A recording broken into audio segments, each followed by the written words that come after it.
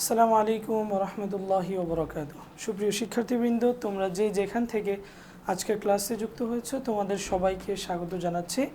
আমরা আজকের ক্লাসে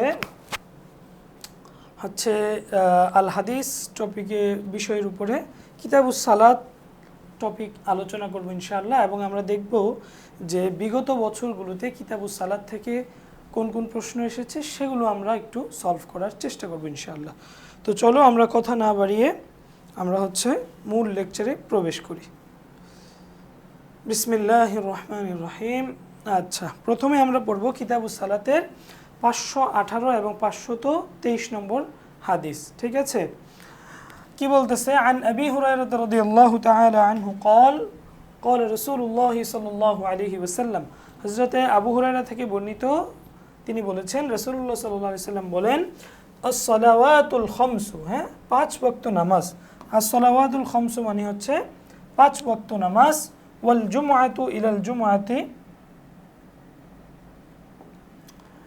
এবং ওয়াল জুমআতু ইলাল জুমআতি, এক জুমআ থেকে আরেক জুমআ। ওয়া রমাদানু ইলা রমাদানা, এক রমাদান থেকে আরেক রমাদান। মুকাফফিরাতুন, মিটিয়ে দেয় বা মোচন করে দেয় বা কাফফারা হয়ে যায়। কিসের জন্য? লিমা বাইনাহুন্না, ওই সমস্ত পাপের যেগুলো এই সময়ের মধ্যবর্তী সময়ে ঘটে থাকে বা সংঘটিত হয়। তাহলে মুকাফফিরাতুন মানে হচ্ছে তোমার মিটিয়ে দেয়, বা মিটিয়ে দেয় বা মোচন করে, যেটাই তুমি বলো, অথবা কাফফারা হয়ে যায়। কিসের জন্য? লিমা, ওই সমস্ত গুনাহের জন্য। লিমা মানে কি? ওই সমস্ত গুনাহের জন্য যেগুলো সংঘটিত হয় বাইনাহুন্না, এই সময়ের মাঝে, এই সময়গুলোর মাঝে। তবে শর্ত কি? এই যে এটা হচ্ছে তোমার শর্ত, সেটা কি? ইদা, যখন, উজতুনিবাত আল কাবাইরা, যখন কবিরা গুনাহ থেকে বিরত থাকা হয়। ওকে, তাহলে কবিরা গুনাহ থেকে যদি কেউ বেঁচে থাকে তাহলে যেটা হবে, পাঁচ ওয়াক্ত নামাজ কি করবে?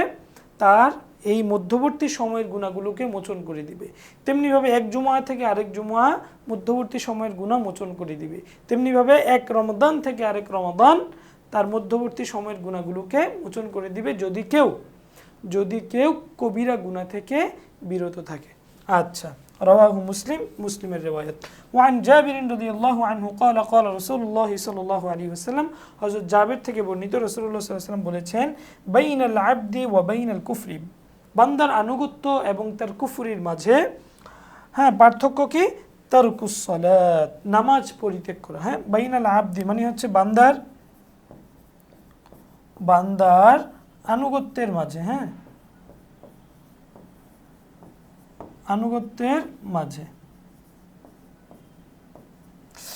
বাইনাল আবদি, বান্দার আনুগত্যের মাঝে, এবং ওয়াল কুফরি, এবং কুফরির মাঝে। পার্থক্যটা কোথায়? তারকুস সালাতি, সেটা হচ্ছে কি? নামাজ পরিত্যাগ করা। ওকে, তাহলে আমাদের হাদিসের অনুবাদ শেষ হয়ে গেল। সালাতের পরিচয় এগুলো তোমরা পড়ে নিবে। সালাত শব্দের এক এক অর্থ। আল্লাহর সাথে সম্পৃক্ত হলে সেটার অর্থ হবে দয়া, অনুগ্রহ। বান্দার সাথে হলে কি অর্থ হবে? দোয়া বা প্রার্থনা। তারপরে যদি ফেরেশতার সাথে সম্পৃক্ত হয় তখন কি হবে? ইস্তিগফার।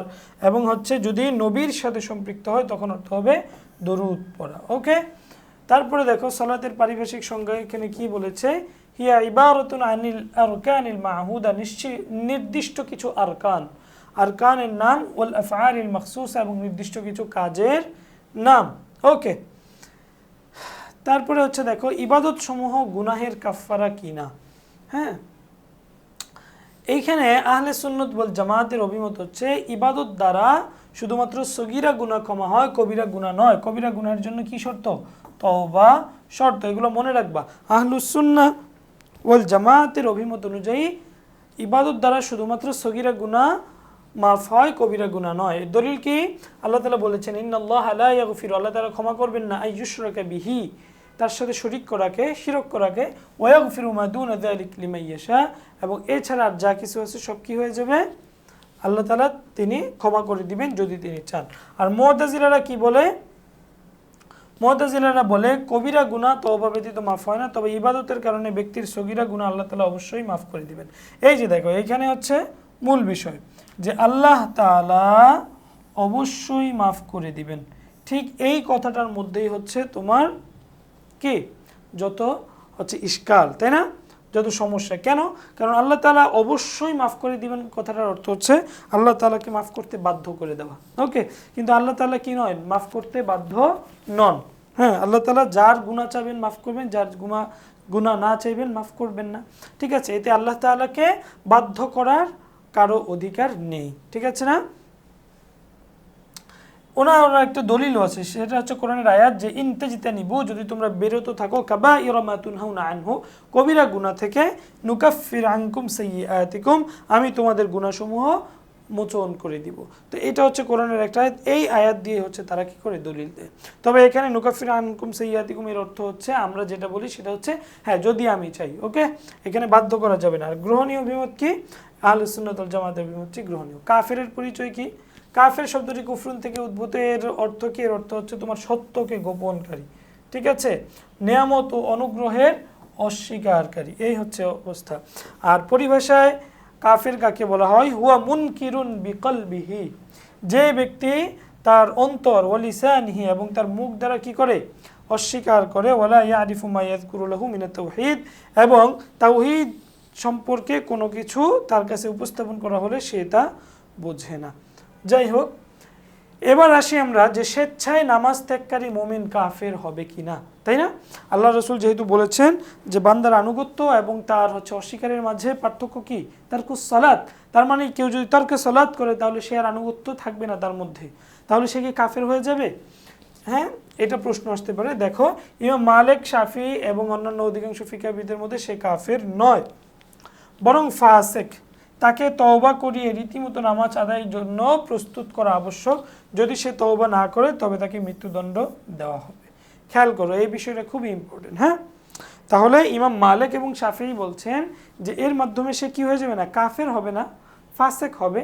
তবে তাকে নামাজ পড়ানোর জন্য উৎসাহী করতে হবে, প্রস্তুত করতে হবে। এরপরেও যদি সে তওবা না করে, নামাজ আদায় না করে, তাহলে তাকে কি করতে হবে? মৃত্যুদণ্ড দিতে হবে। ওকে, ইমাম আবু হানিফা এবং অন্যান্য কয়েকজনের মধ্যে তাকে মৃত্যুদণ্ড নয় বরং সাধারণ শাস্তি দেওয়া হবে।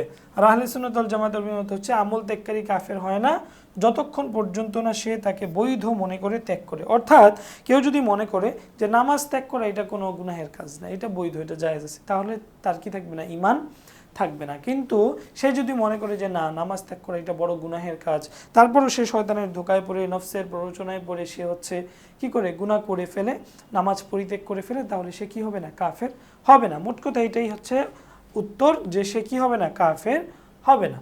আমরা কিছু শব্দের তাহকিক করি। আল জুমআতু, এটা কি? ইসিম, তাই না? এটা হচ্ছে তোমার একটা ইসিম, এটা কি? ওয়াহেদ, এটা হচ্ছে তোমার ওয়াহেদ। তাহলে জমাটা কি? জুমাউন বা জুমআত, জুমআতুন। হ্যাঁ, জুমআতুন এর বহুবচন কি? জুমআত বা জুমাউন, দুইটাই বলতে পারো। হ্যাঁ, জুমআতুন অথবা জুমাউন, জুমাউন। এর অর্থটা কি? ওই যে শুক্রবারের দিন, তাই না? হ্যাঁ, শুক্রবার দিন, শুক্রবার বা জুমআ, জুমআই তোমরা লিখে দিতে পারো। হ্যাঁ, জুমআর সালাত যেটাকে বলা হয়। ওকে, তারপর আল কুফরু, এটা হচ্ছে তোমার একটা মাজদার, তাই না? এটা কি? এটা হচ্ছে তোমার মাজদার। হ্যাঁ, আল কুফরু, কাফারা ইয়াকফুরু, কোন বাব থেকে আসছে? বাবে নাসর, তাই না? বাবে নাসর থেকে আসছে। মাদ্দাটা হচ্ছে কাফারা, আর হচ্ছে তোমার এটা জিন্সটা কি? সহি। ওকে, তারপরে মানাটা হচ্ছে অস্বীকার করা। আল কুফরু মানে কি? অস্বীকার করা, বাস। তারপর হচ্ছে তোমার মুকাফিরাতুন, এটা হচ্ছে জমা মুয়ান্নাস, জমা মুয়ান্নাস, এটা হচ্ছে তোমার ইসমে ফাইল, তাই না? বাহাস ইসমে ফাইল, বাবে তাফঈল, বাবে তাফঈল। আর মাদ্দাটা হচ্ছে একই, কাফ ফা র। তাকফিরু, মাজদার হচ্ছে তোমার আত-তাকফিরু। হ্যাঁ, তাকফির মাজদার, জিন্সটা হচ্ছে জিন্সে সহি, এর অর্থ হচ্ছে তোমার মোচনকারী।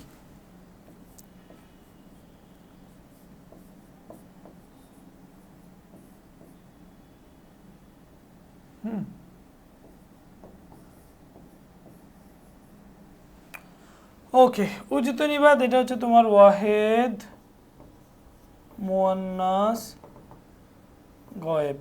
হ্যাঁ, ওয়াহেদ মুয়ান্নাস গায়েব। বাহাস মাজি মুতলাক মারুফ। বাবটা হচ্ছে বাবে ইফতিআল। কেন? ফা কালিমার পরে কি আছে? একটা তাজ। মাদ্দা হচ্ছে জিম নুন বা। ওকে, জিম নুন বা। তারপরে মাজদার হচ্ছে আল ইজতিনাবু। আল ইজতিনাবু। ঠিক আছে না? হ্যাঁ, তারপরে জিন্সটা হচ্ছে কি? সাহি, অর্থ হচ্ছে আচ্ছা, এখানে একটা ভুল হয়েছে আমাদের। এটা হচ্ছে মারুফ হবে না, উজুতু নিবাদ। এটা হচ্ছে কি তোমার মাজহুল হবে। হ্যাঁ, উজুতু নিবাদ বিরত থাকা হয়।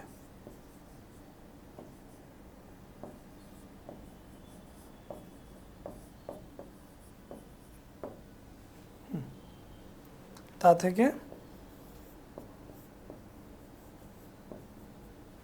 থেকে বিরত থাকা হয়। ওকে, তারপরে আমরা পড়ব হচ্ছে 522 নম্বর একটা হাদিস।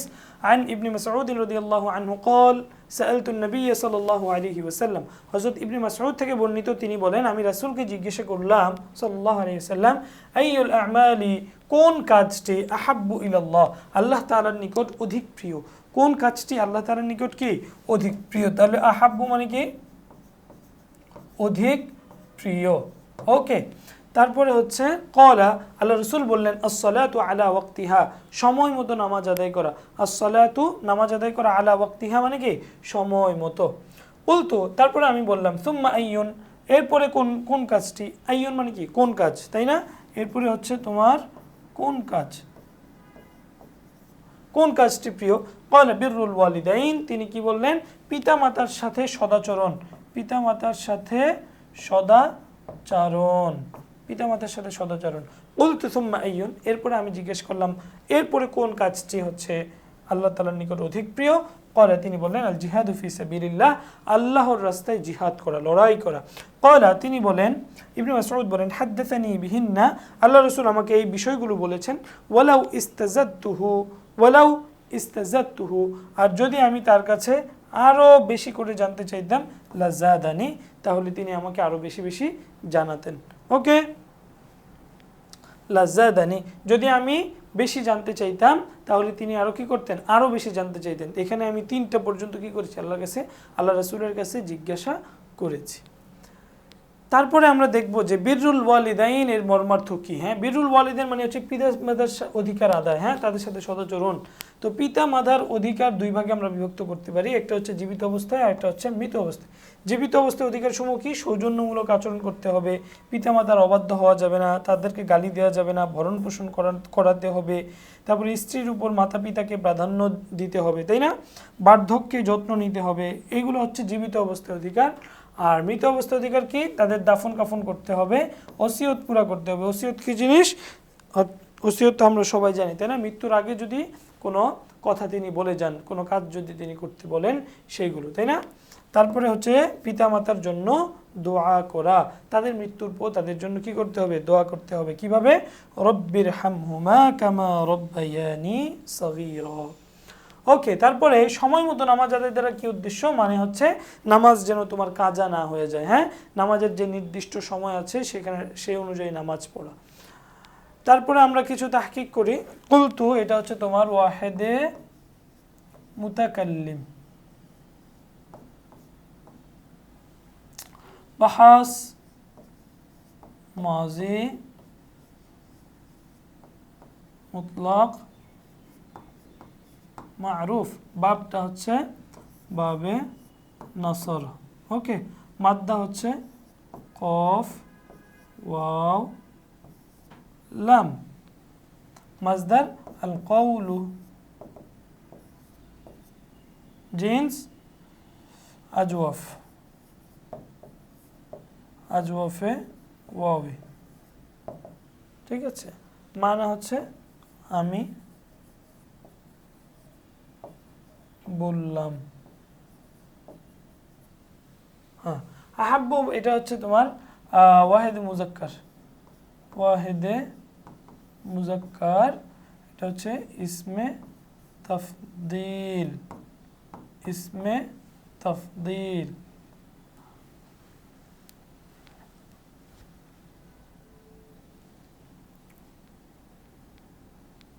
বাবে সামিআ, বাবে সামিআ ইয়াসমু। আচ্ছা, একটু শিওর হয়ে নেই।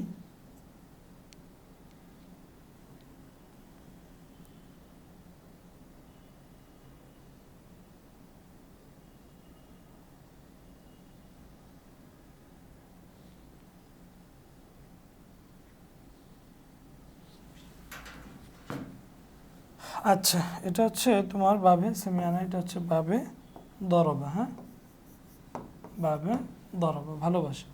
মাদ্দা হচ্ছে তোমার হা, তারপরে হচ্ছে বা, তারপরে হচ্ছে তোমার বা। মাজদার আল হুব্বু, আল হুব্বু। জিন্স মুদাফ, মুদাফ সুলাসি, মুদাফ সুলাসি, মানা অধিক প্রিয়। হ্যাঁ, অধিক প্রিয়। আল আমাল, আল আমাল মানে কি? এটা তো হচ্ছে ইসিম, তাই না? এটা হচ্ছে ইসিম জমা, জমা। তাহলে ওয়াহিদটা কি? ওয়াহিদ হচ্ছে, ওয়াহিদ হচ্ছে আমালুন, আমালুন মানে হচ্ছে তোমার কাজ। ওকে, বিররুন এটা হচ্ছে তোমার ইসমে মাজদার, এটাও কি? এটা হচ্ছে ইসমে মাজদার। বাবটা কোন বাব থেকে আসছে? এটা বিররুন, বাবে দরবা, দররায়া বিররু, তাই না? বা র, র। জিন্সটা হচ্ছে তোমার এই মুদাফে সুলাসি, অর্থ হচ্ছে তোমার সদাচরণ করা।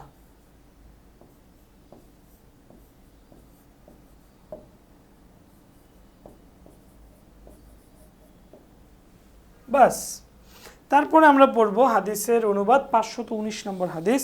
ওয়ানহু কল, তার মানে হযরত ইবনে মাসউদ থেকেই বর্ণিত। قال قال رسول الله صلى الله عليه وسلم, দুঃখিত, ওয়ানহু মানে এখানে হচ্ছে তোমার হযরতে আবু হুরায়রা। হ্যাঁ, আবু হুরায়রা তিনি বলেন রাসূলুল্লাহ সাল্লাল্লাহু আলাইহি ওয়াসাল্লাম বলেছেন, আর আইতুম, তোমরা কি দেখেছো? আর আইতুম, তোমরা কি? তাহলে এটা কি? দেখা, তাই না?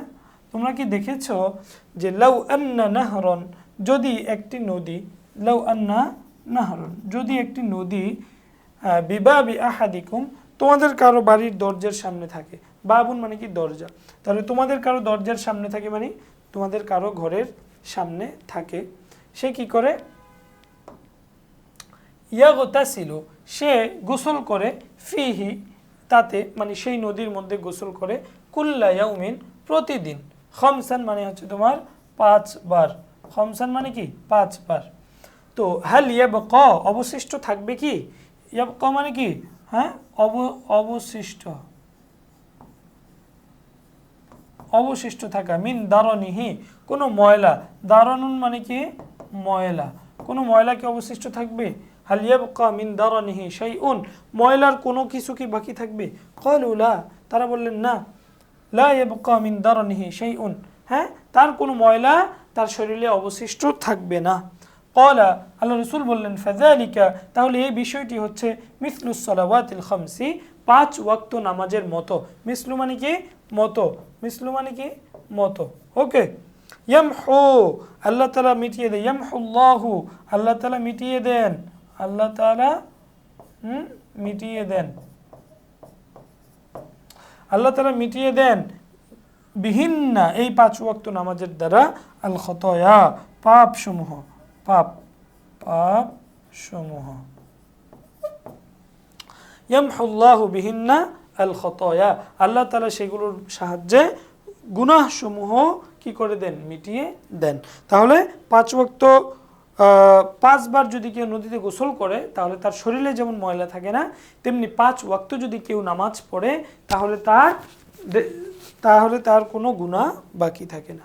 ওকে, আচ্ছা, অজুর বিভিন্ন ফজিলত আছে। দেখো, অজু হচ্ছে তোমার গুনাহ মোচন করে দেয়। অজুকারীর জন্য জান্নাতের সুসংবাদ রয়েছে, তাই না? আল্লাহর সন্তুষ্টি অর্জন করা যায়। অজু কি? নামাজের চাবি। ইবাদত কবুলের পূর্ব শর্ত হচ্ছে তোমার অজু। এই ধরনের প্রশ্ন তোমাদের আসতে পারে। এখানে আমরা তোমাদেরকে কেবলমাত্র সেই সব প্রশ্নগুলোই সমাধান করছি যেগুলো তোমাদের বিগত কোনো না কোনো বছরে তোমাদের জন্য এসেছে এবং 2026 সালে তোমাদের আলিম পরীক্ষায় আসার যথেষ্ট সম্ভাবনা রয়েছে। ঠিক আছে, আমরা কিন্তু সব কিছু তোমাদেরকে পড়াচ্ছি না, বেছে বেছে বাছাই করে করে তোমাদের জন্য যেটা উপযুক্ত হবে সেগুলোই তোমাদেরকে পড়াচ্ছি। ওকে, তারপরে দেখো আল্লাহ কি বলছে, ফাযালিকা মিসলুস সালাওয়াতিল খামসি এর ব্যাখ্যা। হ্যাঁ, এই যে ব্যাখ্যাটা আমি বলেই দিলাম, তাই না?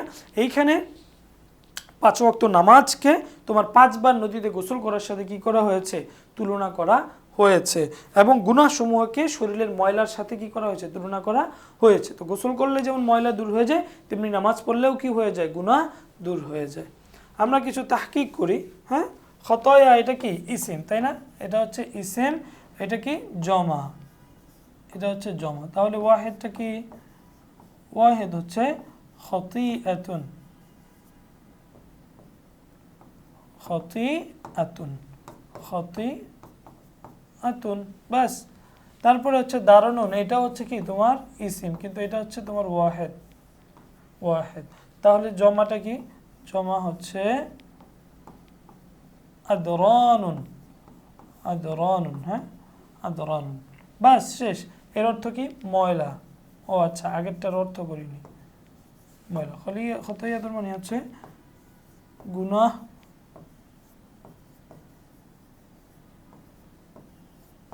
গুনাহ সমূহ। ঠিক আছে, মাহা ইয়ামহু এটা হচ্ছে তোমার ওয়াহেদে, হ্যাঁ, মুযাক্কারে গায়েব, ওয়াহেদে মুযাক্কার গায়েব, এটাও সেম।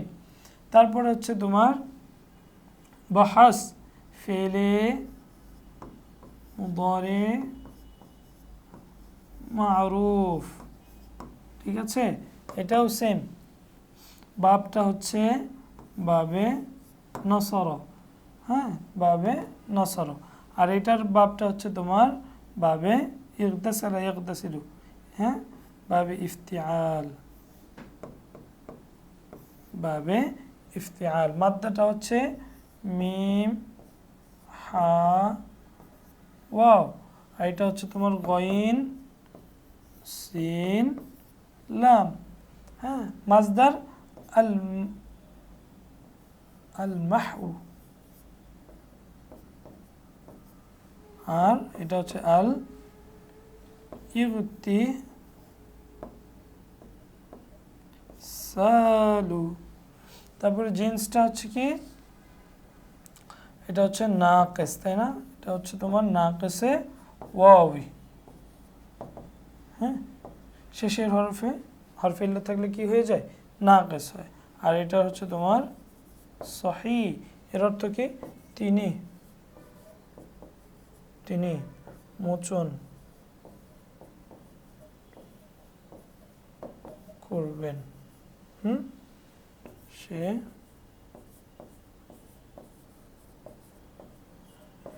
গোসল করবে।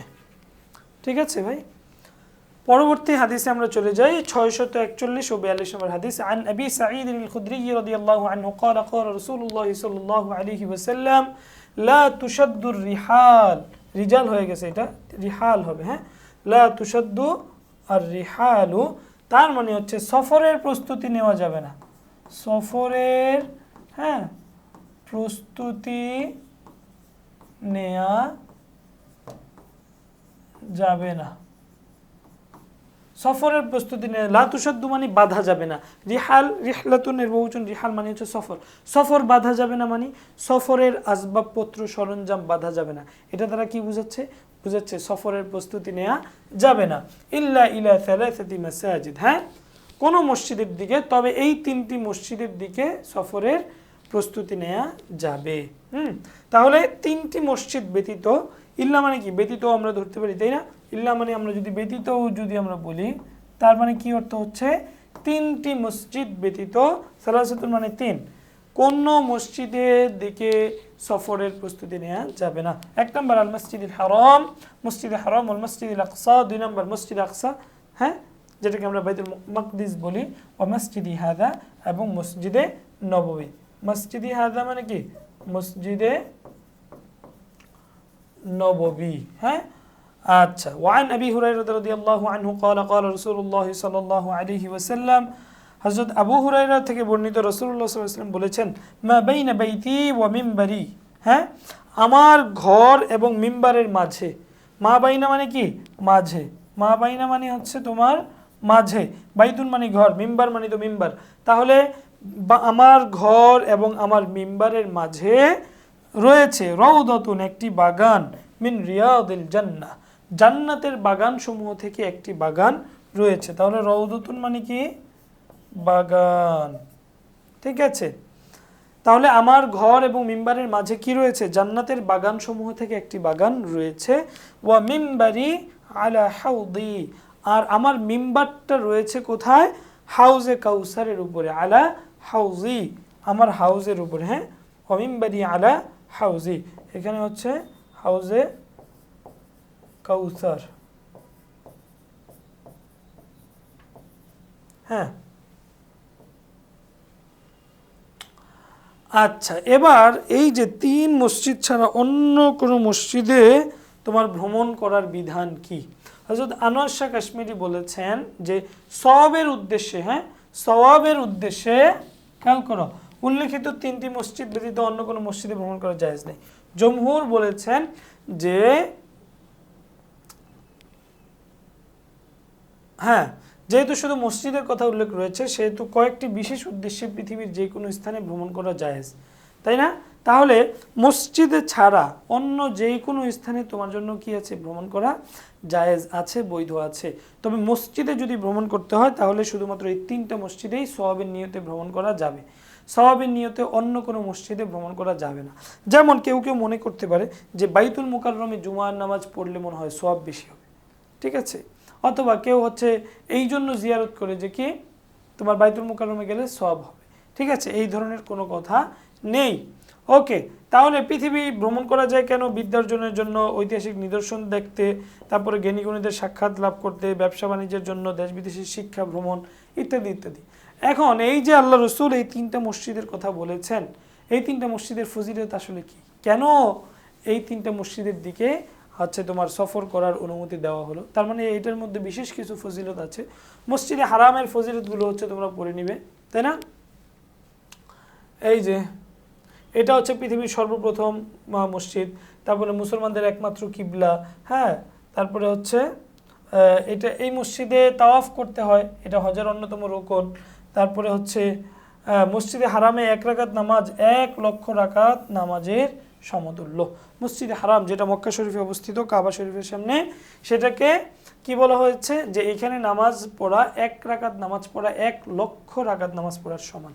মসজিদে আকসা, এখানে অনেক রয়েছে, তাই না? এইখানে হচ্ছে মিরাজের সূচনা হয়েছিল, এইখানে হচ্ছে বিভিন্ন নবী রাসূল এখানে নামাজ পড়েছেন, এটা মুসলমানদের এক সময়ের কিবলা ছিল। সবচেয়ে ইম্পর্টেন্ট যেটা, সেটা হচ্ছে 25,000 রাকাত নামাজের সমতুল্য। মসজিদে আকসায় 1 ওয়াক্ত নামাজ পড়া বা 1 রাকাত নামাজ পড়া 25,000 রাকাত নামাজের সমতুল্য। আর মসজিদে নববী, এইটা হচ্ছে তোমার ইসলামী রাষ্ট্রের সর্বপ্রথম কি, এটা হচ্ছে তোমার মসজিদ। তারপরে হচ্ছে এই মসজিদে নামাজ পড়লে 50,000 রাকাত নামাজের সমান সওয়াব পাওয়া যায়। এই মসজিদ রাসূলের নিজের হাতে গড়া, তাই না? এই মসজিদে ওহী নাজিল হয়েছে, এই মসজিদ থেকে হচ্ছে তোমার ইসলামী রাষ্ট্র প্রতিষ্ঠিত হয়েছে, বিভিন্ন বিচার কার্য পরিচালনা করা হয়েছে, ইত্যাদি ইত্যাদি ইত্যাদি। পড়ে নিবে এগুলো তোমরা। তাহলে লা তুসাদ্দু, এটা হচ্ছে তোমার ওয়াহেদ মুয়ান্নাস গয়েব, তাই না? এটা হচ্ছে তোমার নফি ফেলে মুদরে মজহুল, নফি ফেলে মুদরে মজহুল, ঠিক আছে না? বাবটা হচ্ছে তোমার বাবে সাদ্দায় শুদ্ধ, তাই না? বাবে নাসরা ইয়ানসুরু। মাদ্দাটা হচ্ছে তোমার শিন দাল দাল, মাজদার আশাদ্দ।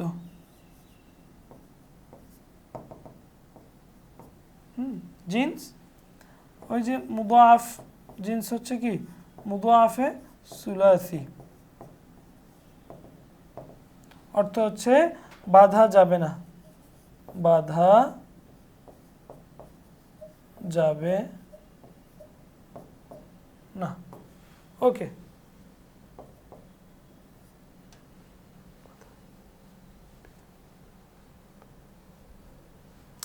রওদাতুন এটা অবশ্যই একটা ইসিম, তাই না?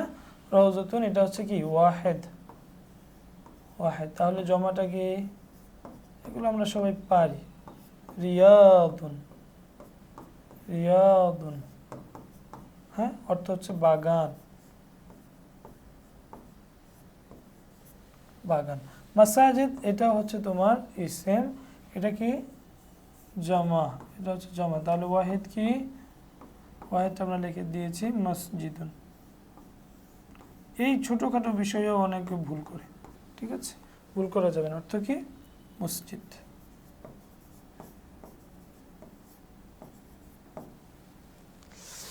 ওকে, তারপরে আমরা পরের হাদিসে চলে যাচ্ছি। ওয়ান আবি সাঈদ আল খুদরি রাদিয়াল্লাহু আনহু قال, হযরত আবু সাঈদ খুদরি থেকে বর্ণিত, কানা নবী সাল্লাল্লাহু আলাইহি ওয়াসাল্লাম ইয়াখরুজু, আল্লাহ রাসূল সাল্লাল্লাহু আলাইহি ওয়াসাল্লাম বের হতেন। কানা ইয়াখরুজু, হ্যাঁ, কানা ইয়াখরুজু হলে এটা কি হয়?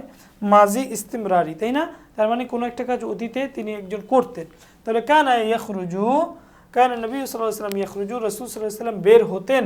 হ্যাঁ, ইয়াখরুজু মানে কি? বের হতেন, আচ্ছা, বা বের হওয়া। ইয়াউমাল ফিতরি ওয়াল আযহা, ঈদুল ফিতর এবং ঈদুল আজহার দিন বের হতেন।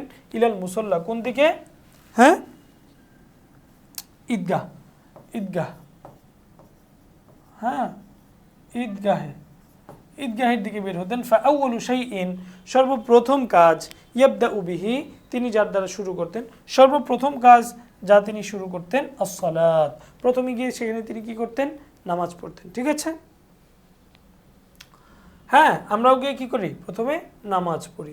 সুম্মা ইয়ানসরিফ, অতঃপর তিনি মুখ ফিরে বসতেন। ফায়াকুমু মুকাবিলান নাস, হ্যাঁ, সুম্মা ইয়ানসরিফ, অতঃপর তিনি নামাজ থেকে হচ্ছে ফারেগ হতেন, এটাও আমরা বলতে পারি।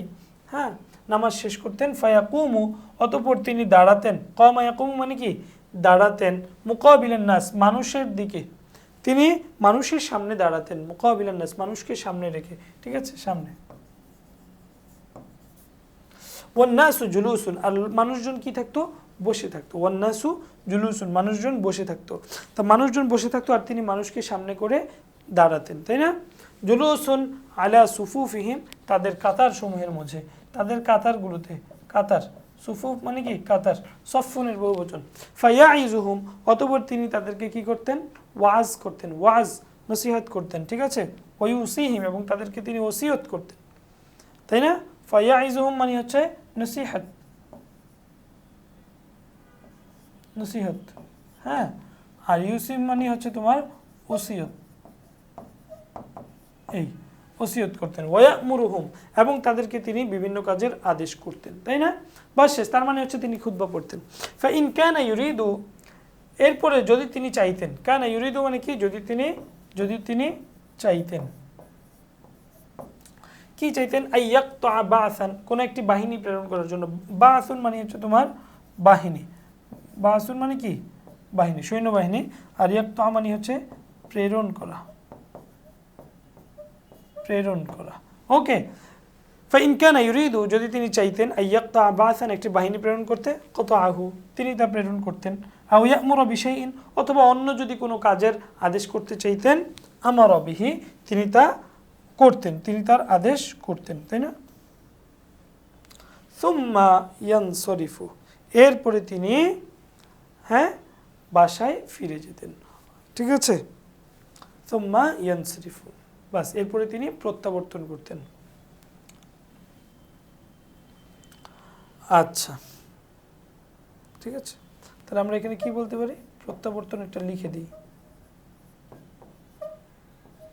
প্রত্যাবর্তন করতেন।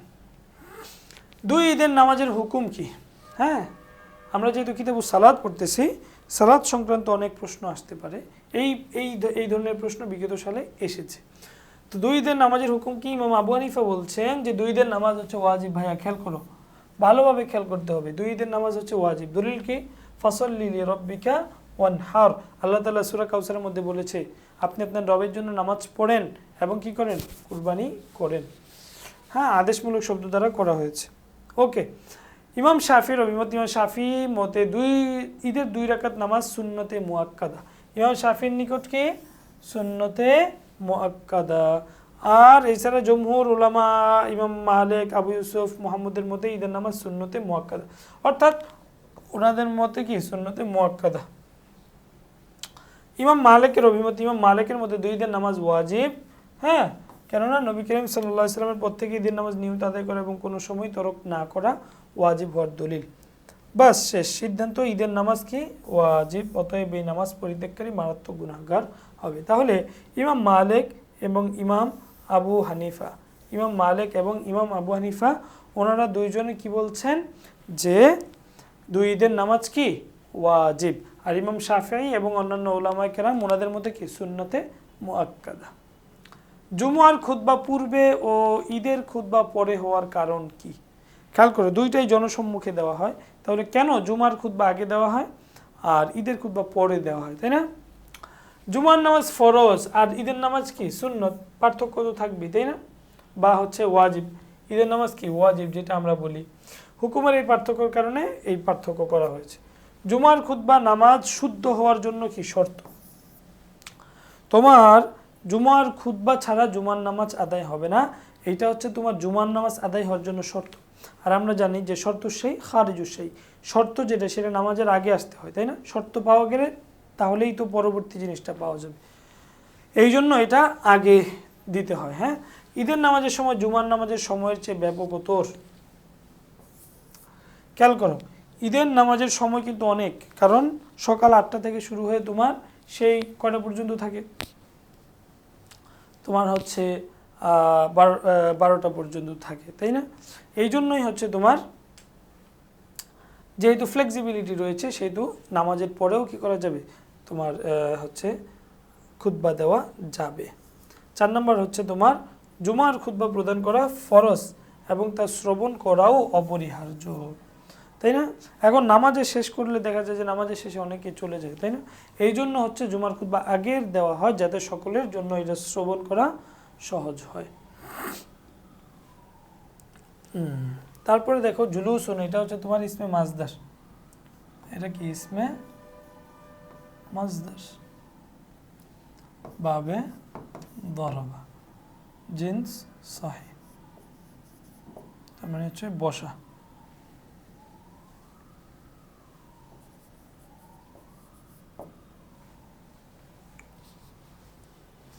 ওয়াজা ইয়াইজু, এটা হচ্ছে তোমার ওয়াহেদ মুজাক্কার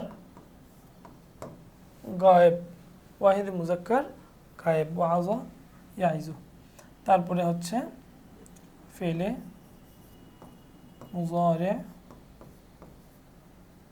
মারুফ, ফেলে মুজারে মারুফ, বাব দরবা, ঠিক আছে? মাদ্দা ওয়াও আইন যা, মাজদার আল ওয়াজু, আল ওয়াজু, জিন্স মিসালে ওয়াবি, মানে হচ্ছে তিনি নসিহত করা। ওয়াজ মানে কি করা? নসিহত করেন বা করবেন। হ্যাঁ, ইয়ানসরিফ ওয়াহিদ মুজাক্কার গায়েব, ফেলে মুজারে মারুফ। হ্যাঁ, বাবে ইনফিআল,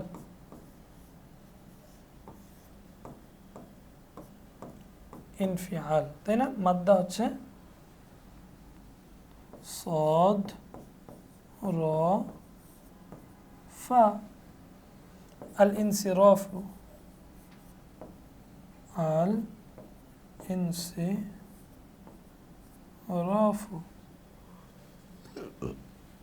জিন্স সহিহ। কি অর্থ? তিনি প্রত্যাবর্তন করবেন। বাস, ইউ সি হিম একই বাবে ইফআল। হ্যাঁ, মাদ্দা ওয়াও صاد يا وصي. ها مصدر الإيصاء. الإيصاء جنس لفيف. لفيف مفروق. লফিফ মানে হচ্ছে তিনি তাদেরকে